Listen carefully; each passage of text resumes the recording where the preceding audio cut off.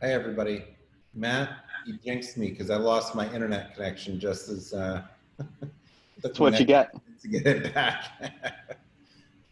All right. Okay. Hi, everyone. Do we have...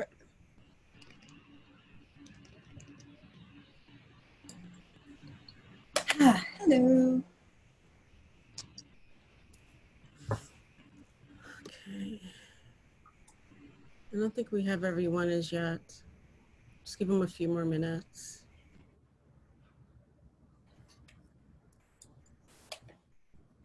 Back-to-back Zoom meetings are no fun. And no time for a break. Yeah. I actually am going to go run and grab a glass of water. I'll be back. All right.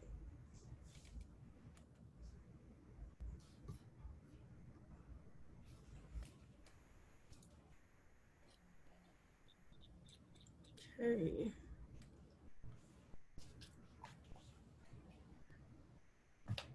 I'm just going to test my screen share. We haven't Okay. gotten completely.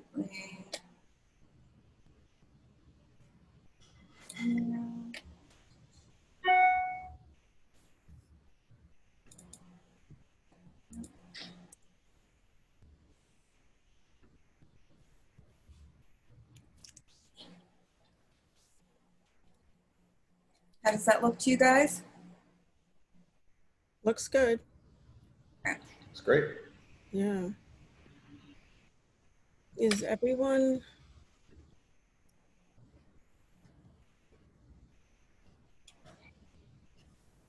Should I give... Katie's You know, not. Tequila's coming?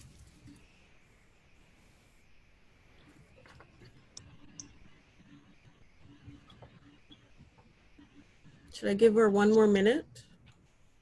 Or just... I think so, yeah.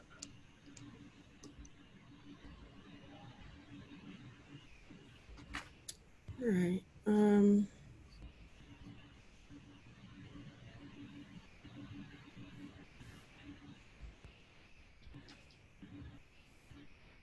think we have the majority of our working group, right? I don't see Amy. Amy is not joining us. I think she had a prior Got it. And I don't see Katie. Yeah. Katie, oh yeah. And Akila. All right, let's wait for Katie. There's Katie. Okay. And I'm here and listening, just walking around. Oh, all right then. Well, let's get started then. And I haven't heard from Akila. Have you, Mar? I have not. Okay, then let's just get started. Hi, everyone. My name is Patricia Laria, co-chair of the Equity Working Group, along with Mar Fitzgerald. Welcome to our second meeting of the EWG. I wanted to acknowledge our EWG members on the Zoom call. Katie Bordenaro, Matt Metzger, Sandy Russo, Betty Kabovi-Weiss, and Anthony Wong. I also want to acknowledge our board chair, Carter Booth. And I'm trying to see who else is here. We have other board members as attendees. I see Susan, William Banish, Lois. So welcome everyone, and welcome the attendees for joining us. The agenda for this evening will be a discussion of our EWG meeting guidelines, discussion of definitions of high frequency terms, discussion regarding offensive racist terminology inappropriate in a community board setting. So now I will turn it over to Mar to share her screen. Hello, everybody. Thank you for joining tonight. We thought that to begin, it would be great to review our statement of purpose. We'll take a moment to read it.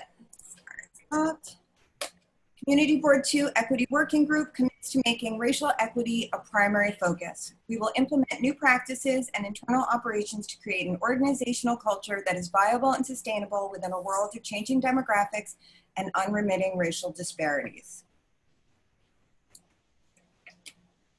The first thing we're going to discuss are meeting guidelines.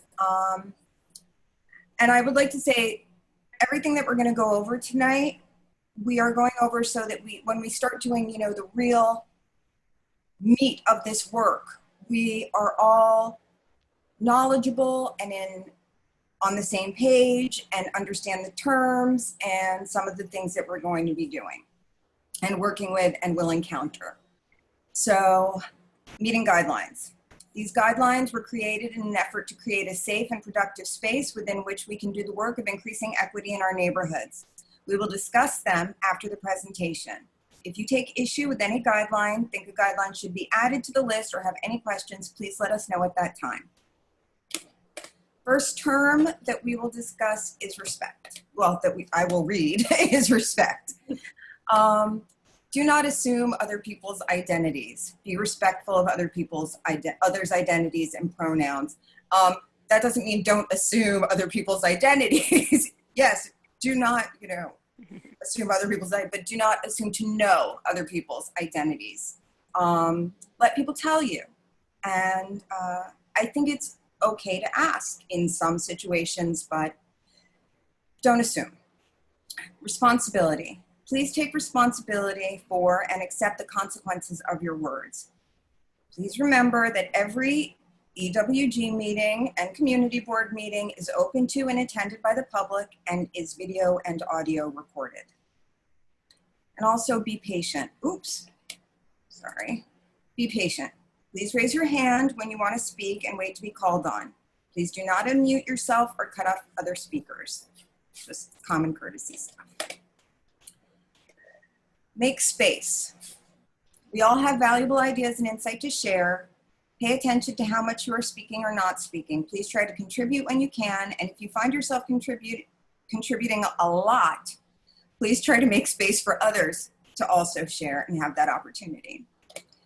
It's important for us to listen respectfully to each other and without interruptions. So I'll speak just one person at a time, and please stay muted when you are not speaking. Use self-focus. Use your I words. Try to avoid making universal statements or saying we or everybody, they, all women, all men, etc. Collective nouns contribute towards stereotypes and obscure the personal stories that help people feel empathy. So that was the end of the guidelines.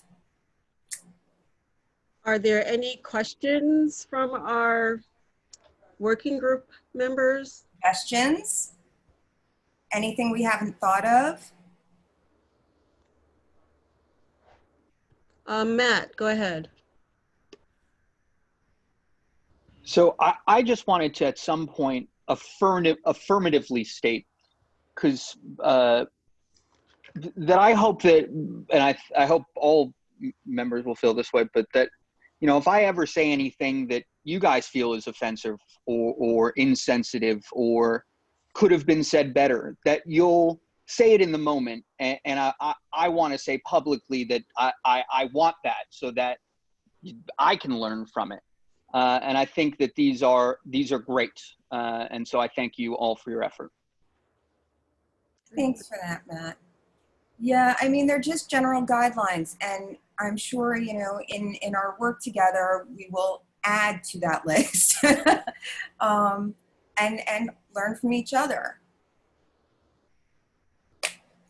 Anyone else? I can't see if anybody's raising their hand, Patricia, so. Yeah, it was just Matt at the moment, so you can lower your hand now, Matt. I was going to throw out there that you might want to make a motion to adopt these guidelines as the committee's guidelines. Okay. And then that way you can use these and you can make changes later, but that these are in fact your official guidelines. Patricia? So I'd like to make a motion to adopt these EWG guidelines. So I need someone to make a motion. Second. I'll second, Katie. I'll second. Matt second. Yep. So I'll these third. are, okay, thank you. So all in favor? Okay, if you can. Aye. Aye. Fantastic. Wonderful. So these these guidelines have been adopted. Thank you. Moving on. Just for clarity, so that was unanimous. There are That was unanimous. nobody was against it. Okay, just because I don't think everybody else watching can't see everybody or hear them. Okay. Just so it's clear. All right. Thank you. All right. We're going to move on to high frequency terms. This is a list of important terms and their definitions that we will encounter and use frequently in our work. Racism. Racism refers to the beliefs, attitudes, and actions of individuals that support or perpetuate racism in conscious and unconscious ways. Examples include telling a racist joke, believing in inherent superiority of white people over other racial groups, or not hiring a person of color because something doesn't feel right. The U.S. cultural narrative about racism typically focuses on individual racism and fails to recognize systematic racism. But we don't. Systematic, structural, and institutional racism. These terms describe the normalization and legitimization of an array of dynamics: historical, cultural, economic, institutional, and interpersonal, that routinely advantage whites while producing cumulative and chronic adverse outcomes for people of color. A system of hierarchy and inequity primarily characterized by preferential treatment, privilege, and power for white people. All other forms of racism, e.g. institutional, interpersonal, internalized, etc., emerge from structural racism. It is more difficult to locate in an institution because it involves the reinforcing effects of multiple institutions and cultural norms, past and present, continually producing new and reproducing old forms of racism. Diversity. Diversity describes all the ways in which people can differ and all the characteristics that make one individual or group different from another. It is all-inclusive and recognizes that everyone, every group, different ideas and perspectives should be valued. This includes race, ethnicity, and gender, age, national origin, religion, disability, sexual orientation, socioeconomic status, education, language, and physical appearance. Our next term is equity. When we recognize the legacy of institutionalized and structural racism, we understand that different people and communities need different resources. In order to be equitable, people and communities must be provided support and infrastructure to satisfy their unique circumstances, particularly those most impacted by racial inequities, so they may thrive. Sameness is not always fairness if the oppressed group remains disadvantaged. Okay. Diaspora. The voluntary or involuntary movement of peoples from their homelands into new regions. I didn't get rid of that sentence. These are people who live outside their natal territories or native territories and recognize that their traditional homelands are reflected deeply in the languages they speak, religions they adopt, and the cultures they produce. Examples within CB2 include Little Italy, Chinatown, and the former African-American community around Minetta Lane and Street that was known as Little Africa. Anti-racist. Anti-racism is the practice of identifying, challenging, and changing the values, structures, and behaviors that perpetuate systematic racism. Black Lives Matter is a political movement to address systematic and state violence against African Americans. It is an affirmation of Black people's humanity, their contributions to the society, and resilience in the face of deadly oppression. Restorative justice, which I think has come up quite a bit in our last few meetings.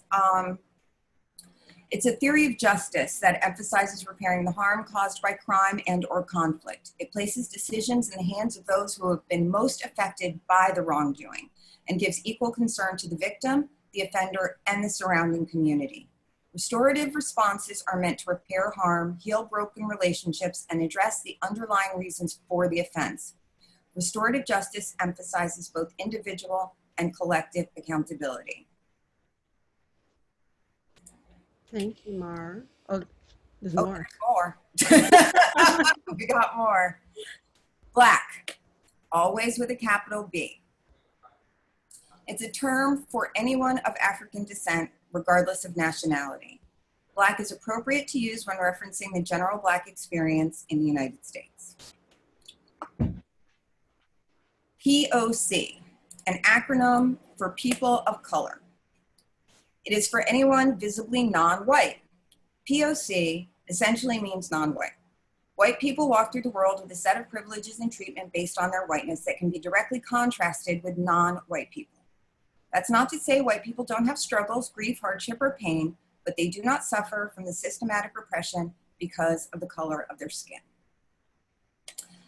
BIPOC, or BIPOC, stands for Black, Indigenous, People of Color. This term has gained recent popularity as talks about race and individual racial experiences develop. This term is rising in popularity because it is more nuanced than POC, toward the unique history and experiences that Black and Indigenous people face in the United States. While each individual race has their own struggles and none overshadows another, in the United States, it is important to single out the uniqueness of the Indigenous and Black experiences.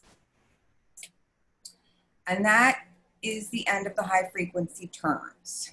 Does anyone have any comments, suggestions, or questions? From our working group members, any questions? No. I thought I saw William's hand. Yes, No. William's hand. William, did you have something to say? No? Katie. Oh, Katie? Okay, I think I'm unmuted. Yeah, can you hear me? Yes. Okay, oh, great, yay. It would be really terrific if we could have these slides in an email or something. Oh, Okay. now I can't hear Mar. Of course, yes, I will send them. Thank you.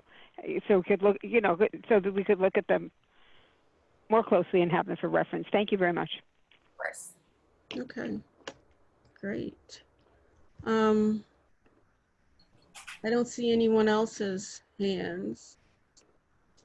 Matt and Samir. Oh,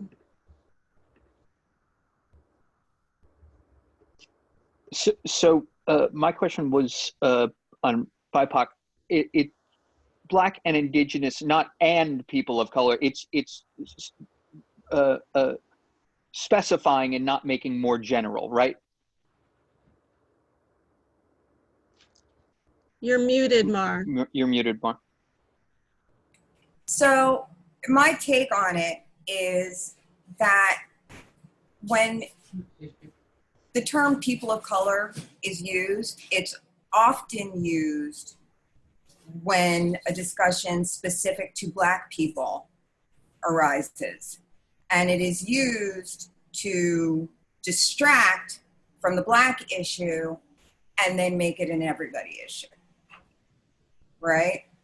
So that's why I believe BIPOC came about, to specifically, you know, address those unique experiences of Black and Indigenous people, which I don't think anybody can argue are very different from even other people of color. Thank you. I see Katie, and then we'll go to Samir. But Katie, do you want to have your question? I think I just wanted to ask, where does Latinx fit in this BIPOC? the Latinx is in there. Okay. Okay. Thank you. But actually, you know, I will say that if you know, you're talking about a people, I personally don't use these acronyms. I say Black people or Latinx or Indigenous or Chinese or Japanese. Like I talk, you know, I speak specifically to whatever the situation calls for, rather than trying to generalize, which I think, you know, is never a good idea, really.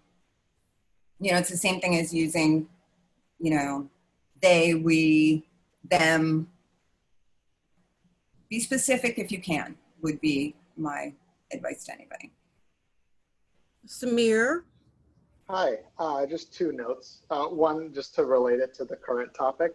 It's kind of like similar to how the pride flag used to just have rainbow colors, and then they added black and they added brown, because black and brown people specifically had struggles within the gay community, and it was important to call those separate experiences out specifically. So that's for that thing. And then another thing I just wanted to mention is when you're in the business session, I would also encourage maybe a little bit of dialogue about not just like the explicit terms, but also quite a few dog whistles that have been going around recently. So like the most obvious ones are when people say like, oh, urban individuals, like what are they actually saying? Or you'll see when something happens and they'll be like primarily Black people, the way they talk about it is very different. They won't say, oh, they were rowdy and they were mischievous, or like boys will be boys. They'll say, no, they were thugs, they were animals, they were destroying their community. And I think it's just, I personally would, I'm not going to stay on for the business session, but I would appreciate if maybe a little bit of discussion about coded language and dog whistles was also included. Thank you. Okay, thank you. Thank you for that, Samir. Anyone else?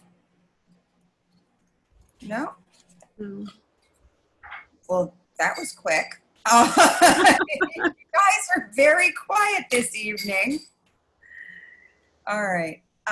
Well, I'm waiting for the juicy one, I guess. I guess. All right, let me reshare. All right. So we are now into our business session. I can't see. Mark, I'm sorry. Can I ask a question? Oh, of course. Sorry, I got there late. Other than entering these into the record, are we doing anything with them? You know, or will we update it? I just out of pure curiosity.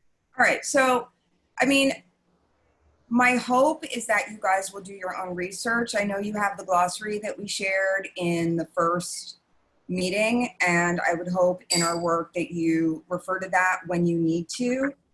But we shared these words and these terms because we think they're the ones that'll come up the most and that are most relevant to our work right now. They certainly don't even scratch the surface, but yes, take these, do your own research. I mean, in the definition of diaspora, we reference 3 neighborhoods that are our neighborhoods, right? My hope would be that you would look into that and find out what that's really about. Like, what happened to Little Africa? You know, how did Chinatown come about? You know, what is the difference between Little Italy now and years ago? I mean, I would hope that you guys, you know, take some time to really do a deep dive into these terms and how they relate to our work and our neighborhoods. Okay, there's a question in the chat, Mar, from Donna Rafferty regarding BIPOC. Did your definition have a comma between Black and Indigenous? If not, shouldn't it? Can you go back to it? I actually don't know. I have not seen a comma. I'm pretty sure sometimes there's a comma and sometimes there is not. But it's an acronym. So I don't think that it's grammatically correct necessarily, and it means Black, Indigenous, people of color. Okay. I don't know if it needs a comma. Do you think it needs a comma? I don't know. You know, or why don't you throw up the page that you had with that on there, just so everybody can see. Yeah, perfect. Yeah, there was. You know what? When I wrote it, I did have a comma, and then I took it out just because it looked weird next to the dash.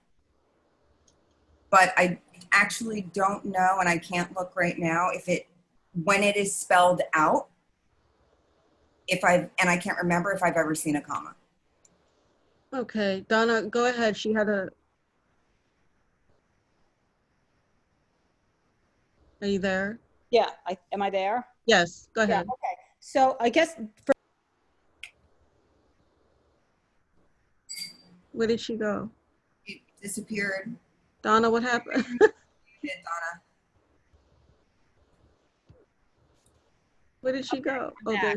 Okay, you can hear me. Yes. Okay, so I guess it's not whether it's grammar or not. My question, I think, relates to Matt's question was, is the meaning indigenous, Black indigenous people, or Black and indigenous people? Oh, no, it's Black people, indigenous people, people of color. Okay, thank you. I mean, grammatically then, I don't know how they do it, but because when there's not a comma, then it reads to me, that's what prompted my question. People. That's all I'm saying. And they're Black indigenous people. Right. Perfect. Anthony has his hands raised first, Matt. Anthony? Oh no, just looking up the New York Times article that That's what I'm looking at right now. There's they have a comma in that one, and then it separates up indigenous and people of color, so it separates it up. So that would probably be clearer. Okay, comma. Okay. And Matt, that's a question that I've heard quite frequently too, so I think that's a good. Really? Okay. Yeah. All right. Anyone else? Matt, I thought you wanted to say something. No? I'm really sorry. I'm now still confused because I thought it was that it is of the collective people of color that singling out Black and indigenous people, but you're saying it's Black and indigenous and people of color. Yes. Okay, got it. So got it. See, that's why we're doing this. Good. All right. So if there are no more comments from the public or the committee, the working group, or committee members? No, there isn't. All right. Do you want to take us into business? Yes. Okay. Oh, so now we're going into business for a discussion regarding offensive racist terminology inappropriate in the community board setting. Before we begin, just to be clear, we only have 2 members of the public here, but I think the business discussion should be after this so that we can still have comment from the public. Or do we not want to have any comment from the public? I just bring that up because the public is also, you know, part of our meetings and, you know, participants. So I think there's, you know, that it'd be interesting to hear their perspective should they have anything to add before we go to business session on deciding what we might want to do. I have no problem with that. When we did the agenda, the asterisks appeared, but I would love to hear from the public on this. Okay. You agree, Patricia? Yeah, I'm fine with it. Great. Okay. Yeah. All right. So I only gathered 4 terms because we really wanted to hear from you guys and really wanted contribution from you guys. So a word that,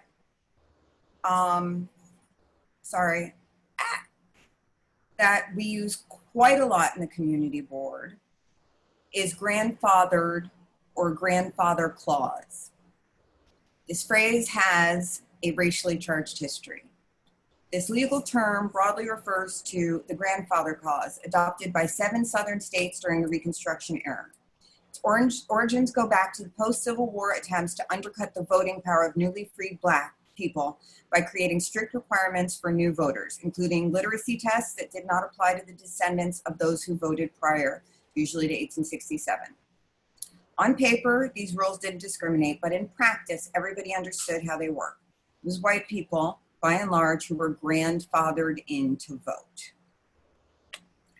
The next one is Indian giver. Oh, and for each of these terms, we actually are making a suggestion of an alternate term, which might better describe what one is trying to say. So for grandfathered, the term is, I can't see it, so I have to remember what it is, pre-existing non-conforming use. And that is what we hope and expect you to use instead of grandfathered or grandfather cause. Second term is Indian giver. Indian giver is a racist term with racist origins. It's one of the most frequently used derogatory colloquialisms in the US. The term stems from the indigenous people of the Americas lending items out to white settlers who didn't understand the concept of a loan. We hope that instead of saying the term Indian giver, using the term Indian giver, that you would maybe say rescinder, or better really just describe the situation if the need arises and it is the first thing that pops into your mind. The third term is articulate. Articulate may not have an etymology that is blatantly racist, but it is often used in a racist manner nonetheless. It implies that Black people are typically inarticulate. Consider it the slightly less racist cousin of uppity. To call a Black person articulate or well-spoken is to suggest that you expect the opposite to be true. The fifth and last term is cakewalk. It's what we call an easy victory, or something that's easily accomplished. The cakewalk originated as a dance performed by Black slaves for the amusement of white people on plantations before the Civil War. Slave owners held contests in which enslaved people competed for a cake. Later, the dance and the idiom was popularized through minstrel shows, characterized by high leg prance with backward tilt of the head, shoulders, and upper torso. Just say easy. Right. You know, and that's all I have. I would love for you guys to add to this, tell us how you feel. Anyone? Katie? I'm a little bit stuck on 3 because articulate is an adjective and a noun, a verb, and you're talking about the adjective. Yes, when describing a Black person specifically. A Black person. Right, but you know, you articulate a joint, or you know, when you go to the doctor, it's a medical term, but sometimes we say, we use the verb articulate, you know, please articulate your point of view. Is that also that, what is that a problem? No, that's not a problem. Only when describing, like, you know, if you were to say that Patricia, she's so articulate, that's not okay. That's not okay. But, you know, Patricia articulated her joints. That's fine. That's okay. Because, you know, the term's used quite frequently in landmarks committee, especially. In what sense? Oh, yes, it's an architectural term. It's an architectural term. Well, it's not just as an architectural term, but as in describing something, you know, like, can you articulate that further? That's used quite frequently. And so when I understand the nuance of what you're putting forward, but it's a word that I think people are asked to articulate further quite frequently. Or people say you articulated that very well in explaining something complex. I just throw that out there because that's a committee that in the plans, I don't know, Sandy, I don't know if you have any thoughts. I'm just trying to think through our committees where that terminology is used a lot.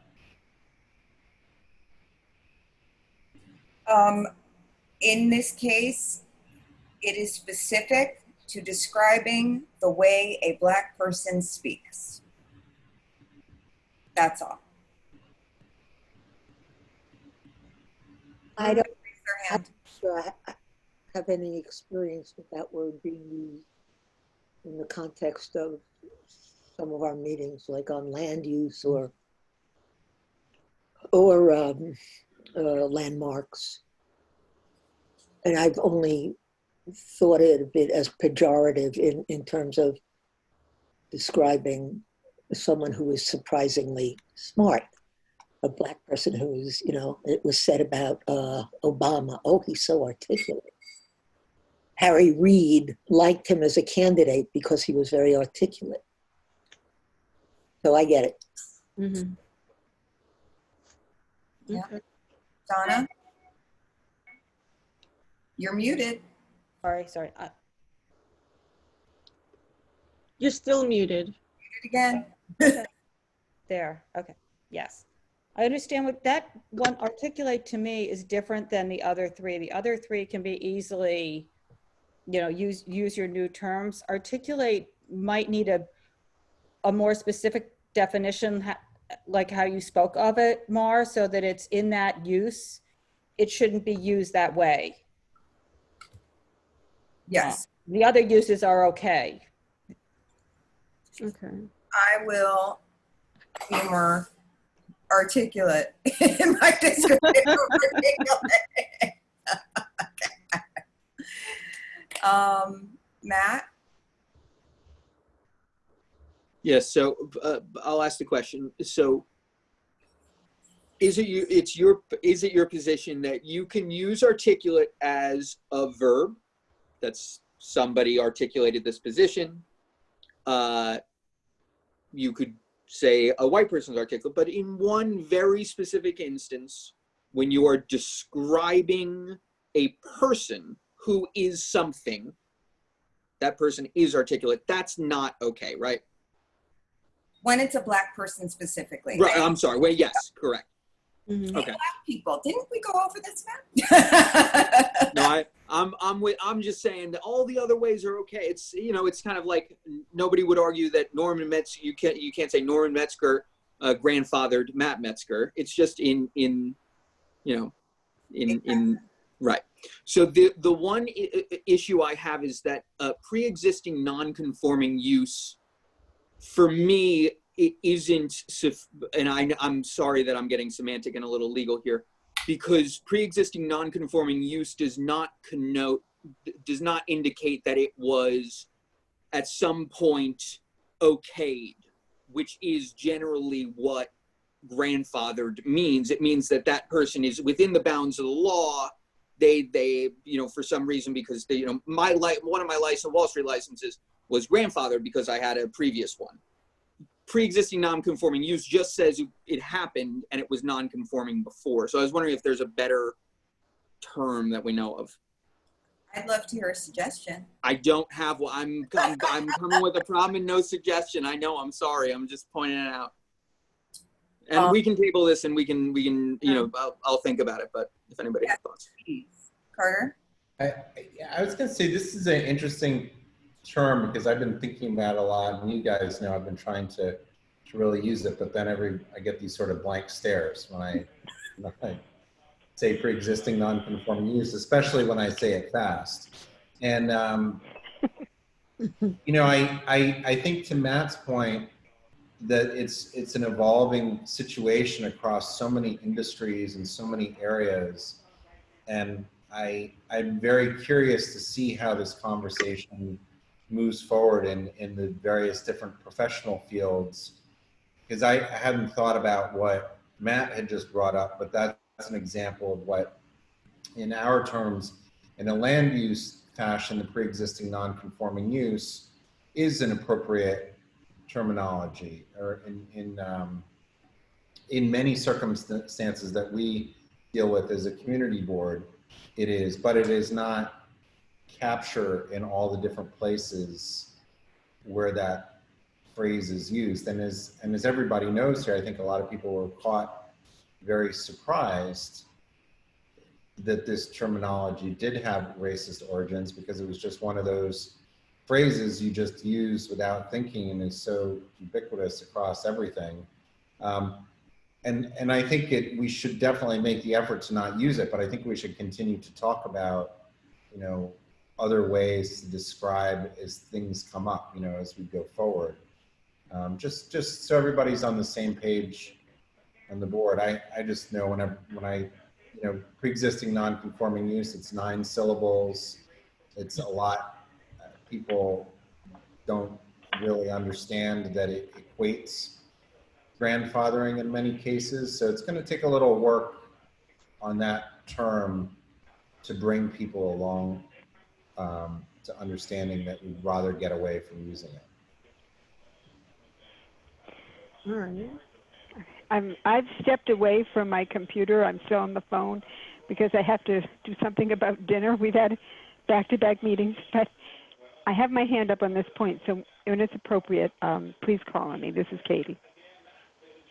You're next, Katie, then. Okay. Well, I'm going to make a confession. I thought it was a genderized term, and I'm very, as an American historian, very grateful to learn where this term comes from. And I thought we were going to say grandparented. But one thing that occurs to me is pre-existing use. Whether it's conforming or non-conforming, it doesn't matter.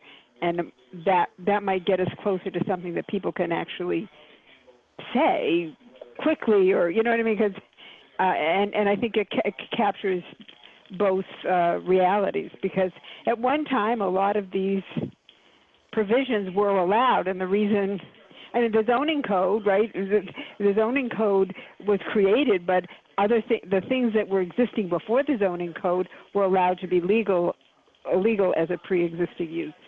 So we're dealing with this constantly, this concept. So that's a suggestion of, while we're thinking about an alternate term. Okay, great. Simple, but I think more accurate. Okay. Or pre-existing non-conforming, pre-existing currently non-conforming use. Yes, because pre-existing on its own just says it happened, it existed before, but it doesn't tell the whole story. Right.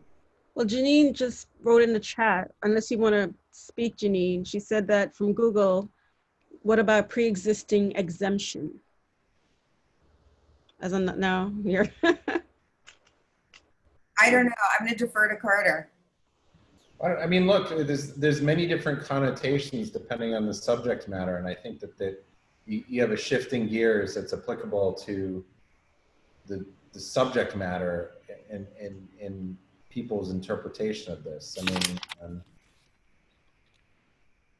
mean, so for example, what Matt had brought up, pre-existing currently non-conforming use, doesn't really quite capture that scenario. So I think we need to be aware that we need to be working on other terminology, but we have to take the leadership of the industries, as this examination process is beginning, right? And we're not the ones to come up with terminology that's going to be the new widely used terminology, but prior to that occurring, we would like to use language that everybody's on board with, or understands what it means.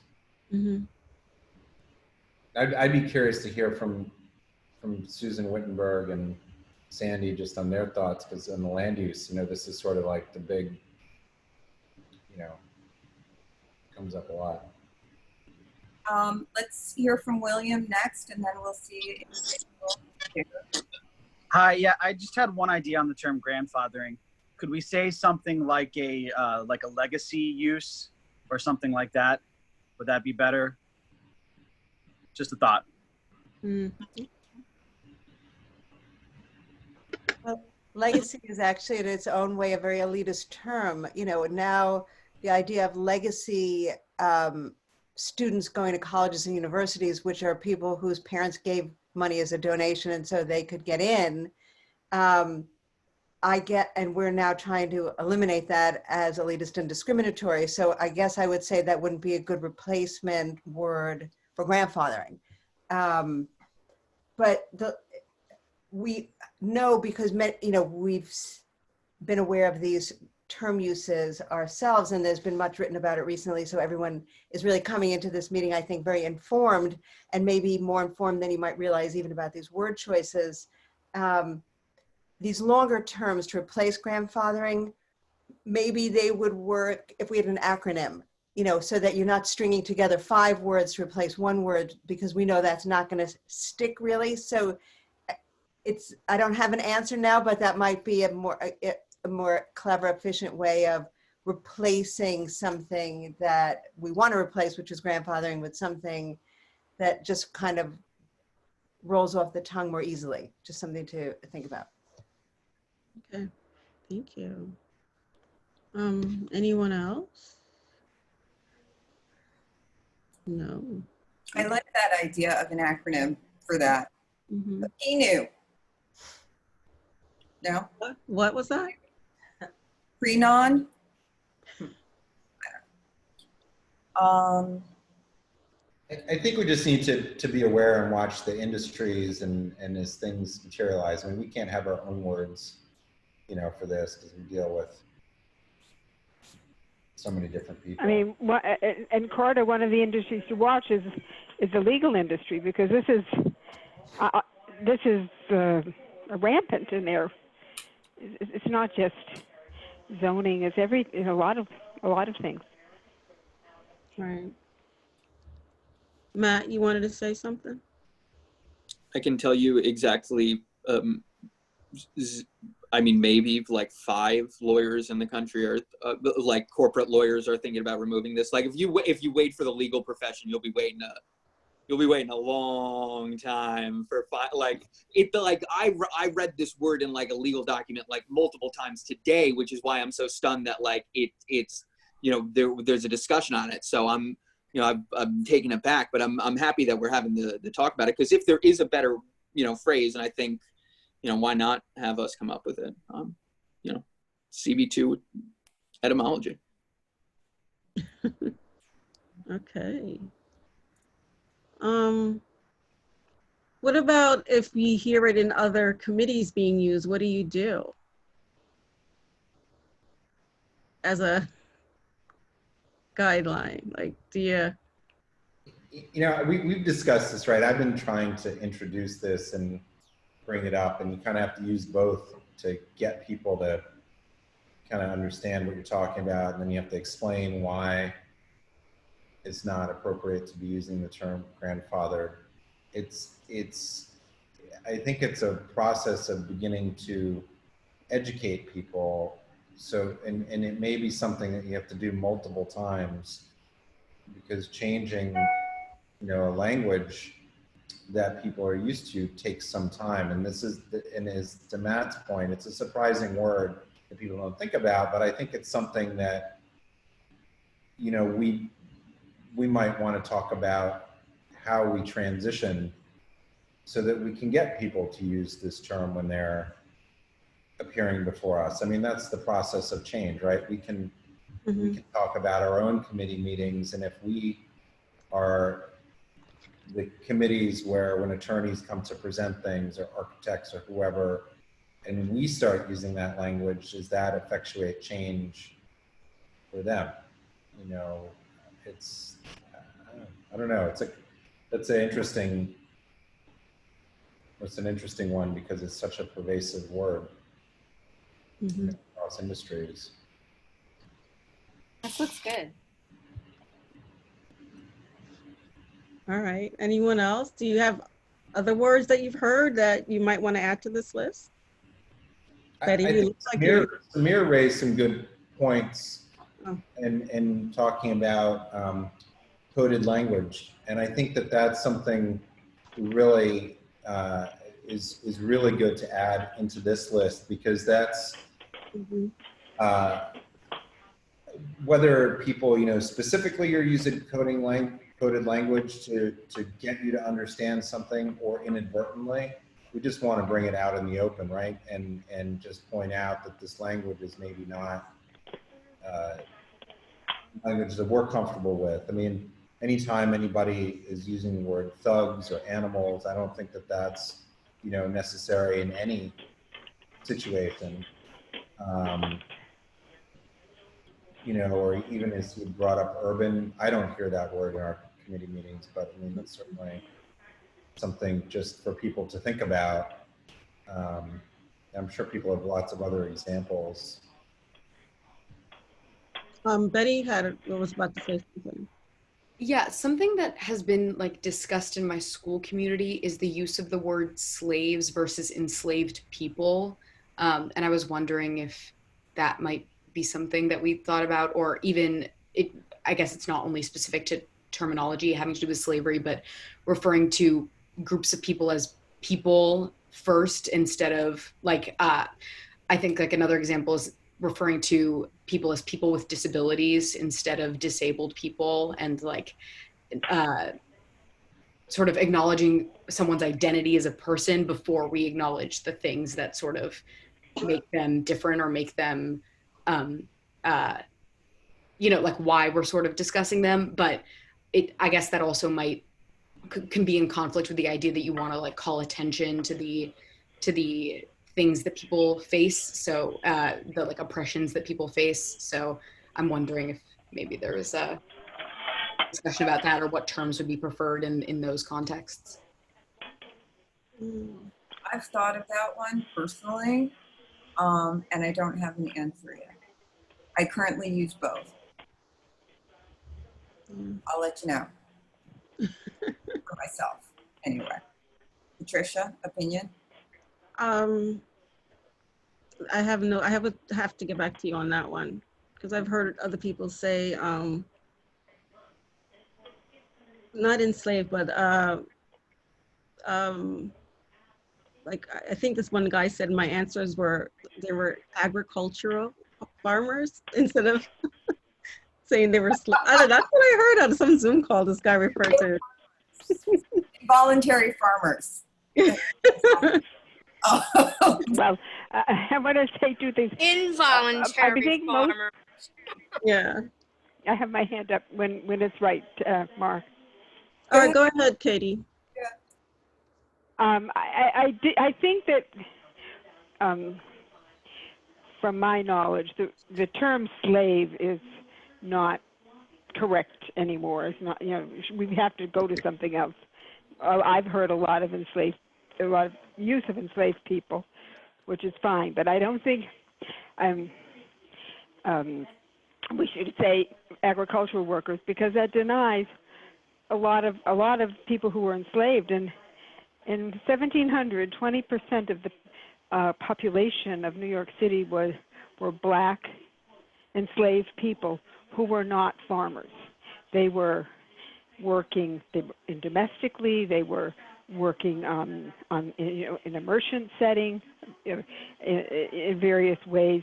They were not farmers. So we would miss, if we called all enslaved people agricultural, we would miss the urban slavery which existed and was very profound.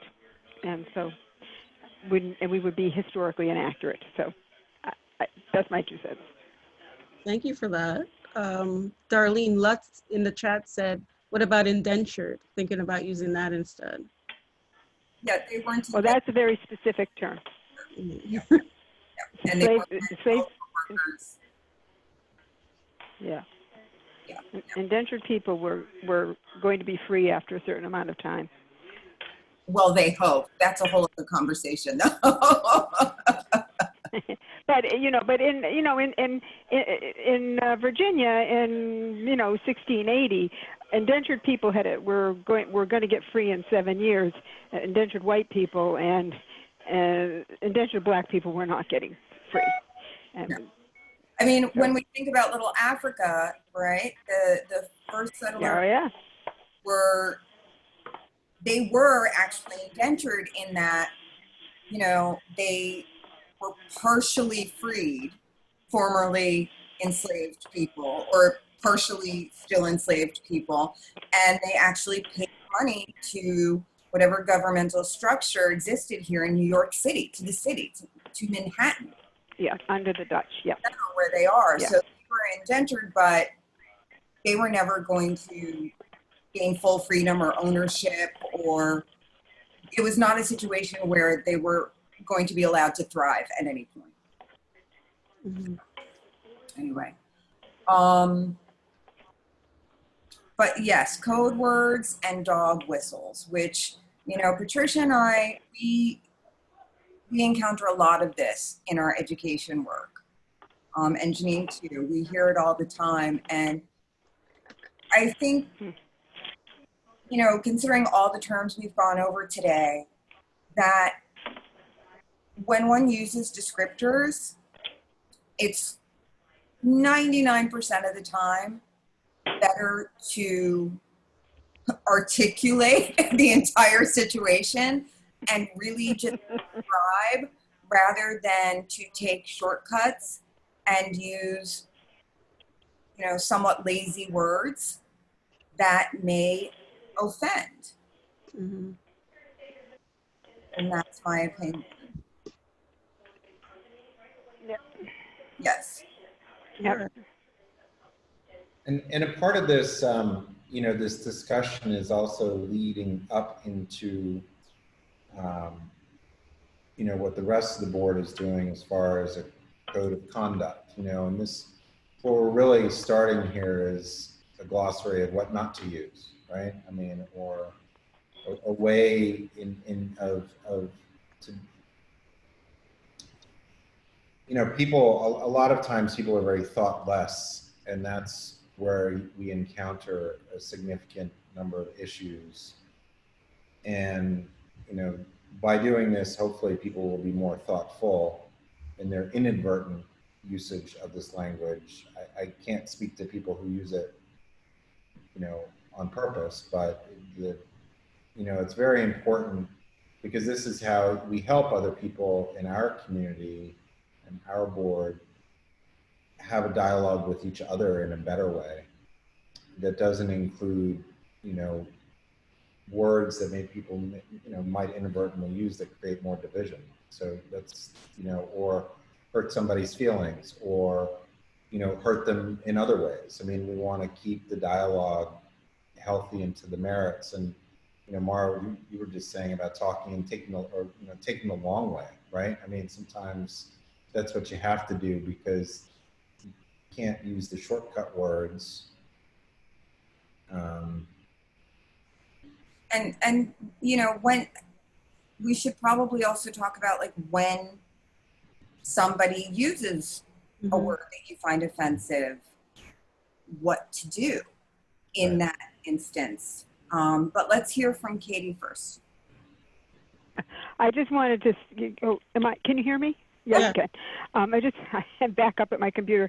I just wanted to say a word that I'm opposed to is the use of mafia. Organized crime is fine, but the mafia points at the Italians in a very negative way. I live with a lot of Italians, and there's organized crime in many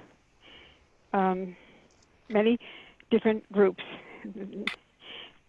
So I think we should try to use the more generic term. Thank you. So going back to, what do you do when somebody uses an offensive term in a community board meeting? What do you do? Anyone? Go ahead, Betty. I mean, just spitballing here, obviously, but I guess for me, if I were to use a term that was offensive, or if I wanted to effectively stop someone from using a term that's offensive, I think the most effective way of doing that is to do it publicly so everyone else is made aware that, first of all, it was handled if they also found the term offensive, and also so that other people understand that the term is offensive, but also in a way that isn't shaming someone, especially if they weren't necessarily aware of a term that was offensive. Obviously, a lot of these terms we've been discussing now, people don't necessarily know that they're saying something that is, you know, not okay. But I do think that making sure that it's something that we're able to publicly discuss is important, and making sure that this is not something that people feel uncomfortable speaking up about or even being called out about. I think that we should all, sort of as Matt was saying, be very open to criticism because of I mean, hopefully no one is intentionally being disrespectful or offensive. And the only way that to learn and change is to know that what you're doing is offensive. So I think making sure that we're doing it in a very open way is something that I feel is important. Thank you, Betty. Anyone else? Okay. I mean, in some ways, I think if you hear something, right, I mean, in many cases, it's obvious to some of us and not to others, you know, when a phrase is thrown out. And just to say, hey, I'm not sure that's the appropriate phrase to be using here, it doesn't mean that the whole conversation needs to stop. But I think that, as Betty's pointing out, you know, just calling it out with sort of a marker point saying, you know, maybe this is something we need to revisit. And it's not terminology we want to use. I mean, there's a tremendous number of gray area language that some people don't see it as offensive unless it's really pointed out to them why it's offensive. And you know, we want to, the idea here is to bring us all along forward, right? And so I think you have to bring it, say something, even if it's brief, to just say, hey, maybe that's not the right word to be using. And when do you do that, Carter? Yeah, right? I mean, Speaking, or do you wait for them to finish?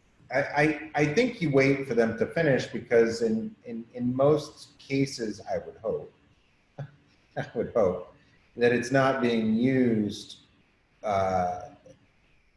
in a way that the person is intentionally being harmful. And so I think that the right way, if we're going to be doing this on an ongoing basis, is at the conclusion of whatever anybody is saying, and to say, hey, I don't know if that's the right word. And then, you know, I don't know when, you know, each situation is unique, but I think it does, as Betty points out, it does need to be kind of called out in the moment. I think sometimes it's just crystal clear it's not appropriate, and you know, that there may not need to be a discussion, but other times maybe there needs to be.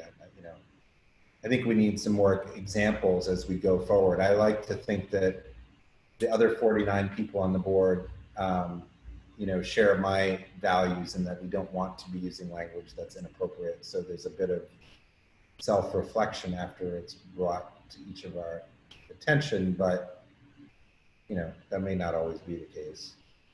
One of our members used the term Indian giver at a meeting, and when he was corrected, people did not wait till he finished. He was interrupted in the moment.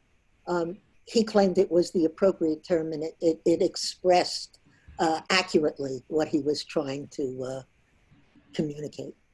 So, yeah, no, that was a very surprising. I think we were all a little surprised, right? And during that, and he did. I recall him saying, I'd have to go back and look. I recall him saying, I don't know if this is the appropriate term in the beginning, but then when challenged, he kind of went back and said, no, it is the appropriate term, right? So I think that that's why that's on our list, right? I mean, this is... That's why it's on the list. Yeah. And you know, Patricia and I actually, we did lots of research on this, because we were like, what do we do if this happens? Like, we don't want, you know, to have to stop a meeting and then have that be the whole issue of the meeting. We wanted to really figure, and we even did some role play, trying to figure out like what would be the best thing to do in such a situation. And what we came up with was that if somebody says something offensive, and we in fact used Indian giver as our role play word, was, you know, you let the person finish, and then you say, well, can you describe exactly what you mean by that? And when we did that, there was an opportunity to say it a whole different way, and sometimes that way was even better and more descriptive than the offensive term. And once that happens, you're open to say, well, you know, the term that you used was offensive because of this, and you described it so much better this way. You know, please consider that in the future. And that was it. And we both had closure. It worked out. It didn't take hours to explain. That's not going to work with everybody. Right. But, you know, it also speaks to restorative justice. You're giving the person the opportunity, right, to dial back or reduce the harm by first changing the language and then addressing it. Because if they're on the defense, they're going to be on the defense and won't listen to whatever you have to say. Right. Yeah. Which Matt? Oh, sorry. Go ahead. I was just going to say, it feels like, I mean, it's a sliding scale. I mean, if somebody interrupted a speaker because they used grandfathered, I would think that's probably an overreaction. But if somebody didn't interrupt somebody who used a profoundly offensive word, I would say that's not okay either. And so I think it takes a little bit of knowing what to, knowing that there are that there are gradations between all of these. And different words will demand different actions. But you got to call it out. If you, I don't know, because I mean, as Patricia just said, if people are on the defensive, then they're not going to listen. And even if somebody, used the N-word, I would hope that I would be able to say, like, what exactly did you mean when you used that word? So they could then explain what it meant to them. And then we can talk about it. Or we can talk about it. But, I was going to say, if to be totally honest, if somebody were to use the N-word, I would not, we wouldn't get to that point. I promise you, I would be yelling, or at least, and this is one other thing that I just want to raising a point of order to the chairperson, at which point the chairperson can direct the person raising the point of order can be recognized. If the other person continues to speak, they are out of order. And you guys know how much I love this stuff, but I want us to be faithful to the process if it gets to there, if you need to interrupt them. Yeah, I mean, but that is, that there then is the expectation that the chair even knows that something offensive happened, and the chair might not always know. Yeah. He's learning just like all of us are. So one of the things in the example Sandy raised, it was the chair.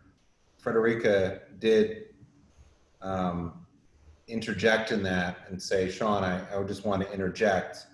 And, she said something, and then Sandy, you had said something. And then Sean had referred to the term as, I don't want to use it because it's politically incorrect, but it's seems to be the right word, something to that effect. And that's just, it's a good example that it was called out in the moment. And I'm just wondering, is this something that we would like to have all the committee chairs, when this comes up, just sort of share with the executive committee, or, words? How do we make a list like this living, so that it can be added to without it being formalized as inappropriate things come up? Where can it live?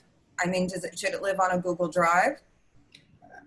I mean, I'm just wondering I think it maybe is the code of conduct, and that's sort of why we wanted to, having the code of conduct refer to something separate, again, of just something that's very easy to add to, that doesn't require tremendous conversation, right? I mean, most of this stuff, it's fairly straightforward that it's inappropriate, I would hope. And I mean, and there are certain words we wouldn't even need to include on there, because you know, that even just, you know, begs the question of somebody saying, well, that word wasn't on there, you know, or something. I mean, it's that'll happen for sure. Well, yeah, but that's why, you know, we don't want to be all inclusive. It's the introduction of you know, phraseology, code words, terminology that has historical inferences that would be inappropriate to, you know, continue to use. For example, you know, so I'm sure that we're going to see a lot more of this, and I think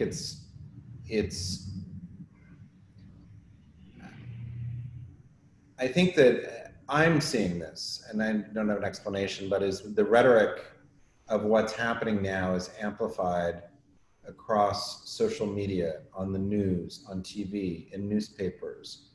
You start to hear terminology being thrown around that's really not appropriate for people who are typically not overly interested in these subject matters and don't necessarily know what this is. I mean, you know, I think we've all seen that to some extent, but how do we say, you know, no, this isn't right, you know, to use this phraseology or whatever it may be? Or is that obvious? You know, I don't know. Well, it's obviously not obvious to everybody is right. the whole problem, which is, you know, why we're having this discussion. Yes, call out in the moment, but, you know, come from a gentle place, come from a place of understanding. You know, some people are just going to double down, no matter how much sense you make. You know, whatever is in them is so ingrained, there is nothing that you will ever be able to say to make them think or feel or act any differently. But always take it as an opportunity. And that's all you can do. And then you've done, you know, you've done your part. I mean, honestly, the last time I got called a racial slur, Carter and Patricia know, like 2 weeks ago on Carmine Street, I got called the N-word by some guy just walking down the street, walked past me and called me the word. And my response was, say it louder so everybody can hear it.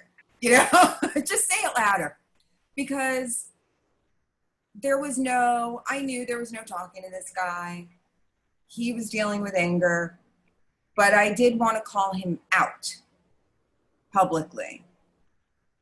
I don't know to what end, my own validation, his shame, but, you know, saying nothing, I think, is never an option. That's all. Okay.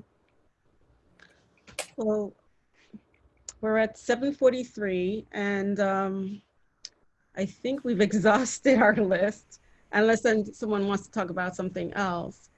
But I did want to say that next month we do not have an EWG meeting, but we are reaching out to all the committee members to get their processes on how they run their committees so that we can have a long, fruitful discussion in September. So look out for that. Okay, guys? You know, one of the questions that wasn't asked so far in what was sent to the committees, and I raised this with Mar, is that I think there should be a topic that each of the committees discusses within each committee, what they can do to promote equity, because I think that jumpstarts the conversation forward. And I think that each of the committee members here, you know, participate in the different committees, but just to jumpstart within because I think it's obvious for some committees what can be done better, and I think it's just getting that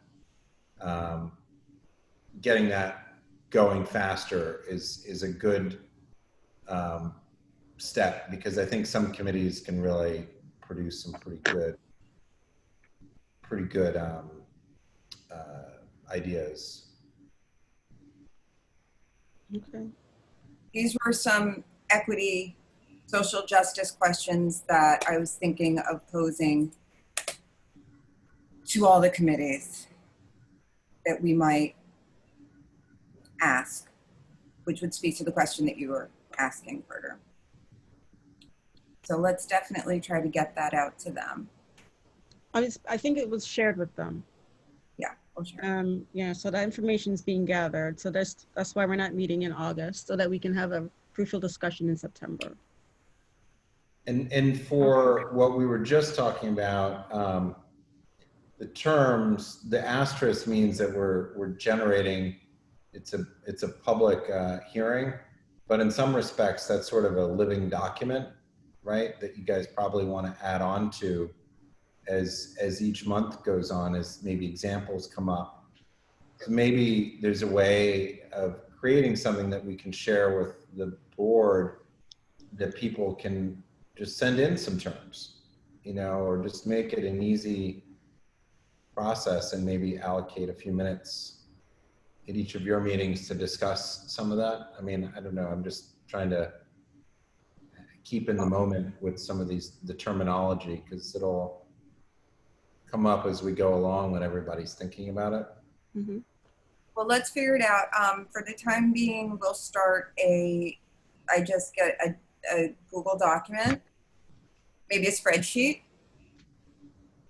And should we talk to Josh about maybe somewhere where that can live, that's accessible to everybody? Yeah, there's going to be a new website that's coming out shortly.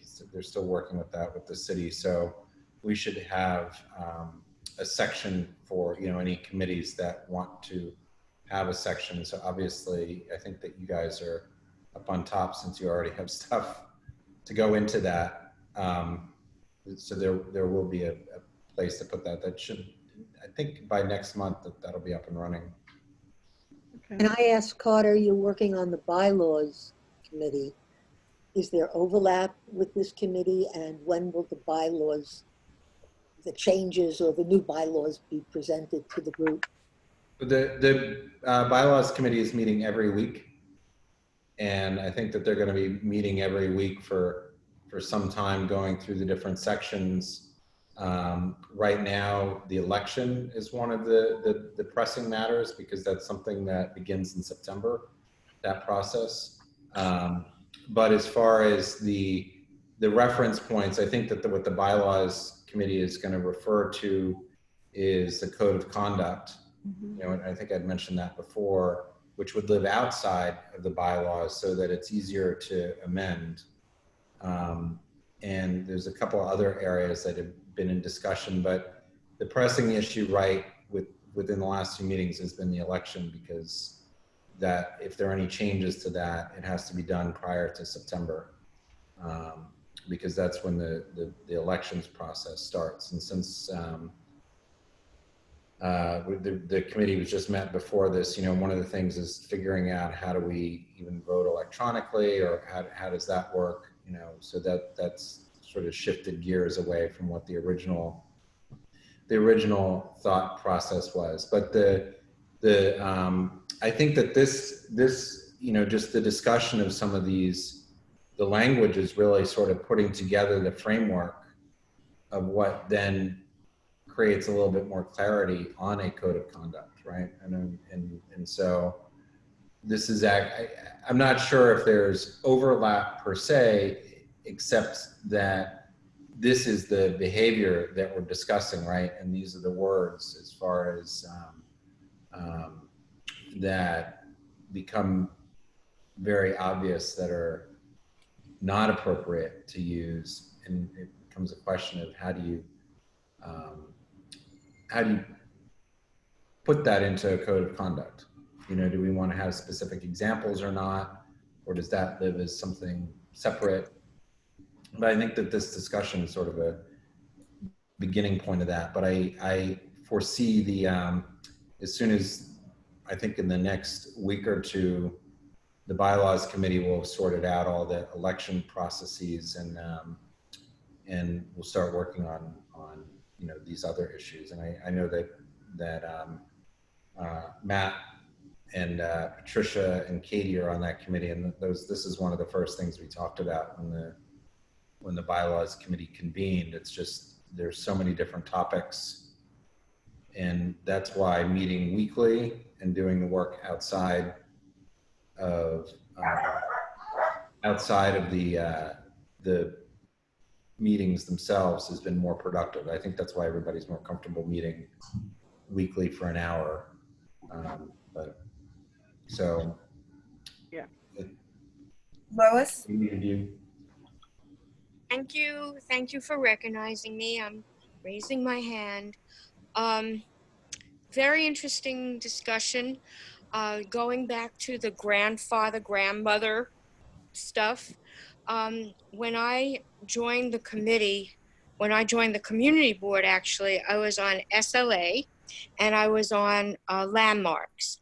And I knew that the term grandfathered, or because men had the vote, but the women did not have the vote, was a Southern term to deter Black people and others from not voting. But when I got on the Landmarks Committee and on SLA, I learned from Mr. Booth what grandfather meant. And I didn't know the term, that it was considered as a pre-existing exemption, would you say? I don't want to give you the initials because that would be really inappropriate. And I just want to say that I think it's wonderful. This committee is really enlightening, and thank you so much. Thank you, Lois. Thank you. So, if that's all, Patricia, want to take us home? I want to motion to adjourn this meeting. Matt, would you like to? A very happy second. All in favor or second? Yeah, all in favor. Aye. Aye. Okay, great. Aye. Thank you, guys. Thank you, guys. Thank you. All right. Good night. Bye. Thank you. Good night. Good night.